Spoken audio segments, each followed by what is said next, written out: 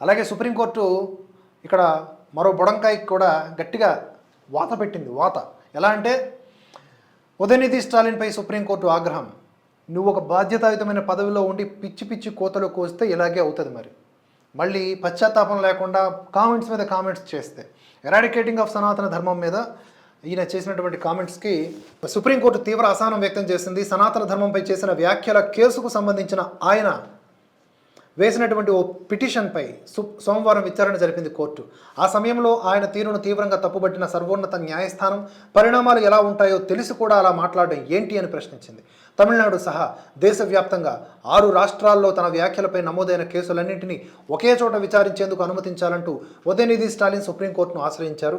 అయితే స్టాలిన్ పిటిషన్పై విచారణ చేపట్టి జస్టిస్ సంజీవ్ ఖన్నా, జస్టిస్ దీపాంకర్ దత్తాలతో కూడినటువంటి బెంచ్ ఉదయనిధి స్టాలిన్పై ఆగ్రహాన్ని వ్యక్తం చేసింది. రాజ్యాంగం మీకు అందించినటువంటి ఆర్టికల్ 19 క్లాజ్ 1 క్లాజ్ ఏను మీరే అగౌరవపరుచుకున్నారు. అలాగే ఆర్టికల్ 25 మత స్వేచ్ఛను కూడా మీరే ఉల్లంఘించుకున్నారు.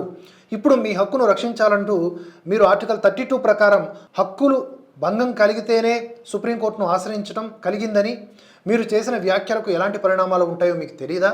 మీరు సామాన్యులే కాదు, మీరు ఒక మంత్రి, జరగబోయే పరిణామాలన్నీ కూడా మీకు తెలిసే ఉంటుందని మందలించింది. ఎఫ్ఐఆర్లను ఒకే చోట విచారించే అంశంపై ఆయా రాష్ట్రాల హైకోర్టులను ఆశ్రయించాలని ఉదయనిధి స్టాలిన్ తరపున వాదనలు వినిపించిన సీనియర్ న్యాయవాది అభిషేక్ మను సింఘ్వీకి బెంచ్ సూచించింది. సింఘ్వీ వాదనలు వినిపిస్తూ ఇప్పటికే ఆయా హైకోర్టులను ఆశ్రయించామని, గతంలో అమిష్ దేవగన్, అర్నబ్ గోస్వామి, నుపూర్ శర్మ, మొహమ్మద్ జుబేర్ వీరి కేసుల్లో కూడా నిందితులకు న్యాయస్థానాలు ఊరట కలిగించే అంశాన్ని ప్రస్తావించారు. దీంతో ఉదయనిధి స్టాలిన్ పిటిషన్ పరిశీలిస్తామని చెబుతూ మార్చి 15కి వాయిదా వేసింది సుప్రీంకోర్టు. లేకపోయింటే మనోడికి ఇప్పుడు అక్కడ సింఘ్వి పవర్ఫుల్గా వాదన వినిపించాడు కాబట్టి ఇవాళ రేపు ఆ కేసులన్నీ ఒక దగ్గరికి పెట్టే అవకాశం ఉంటుంది. లేదంటే ప్రతి హైకోర్టు చుట్టూ తిరగడానికే ఈయన జీవితకాలం సరిపోయేది. అడుసు తొక్కనేలా, కాలు కడగనేలా. ఈ వీడియోను లైక్ చేయండి, షేర్ చేయండి.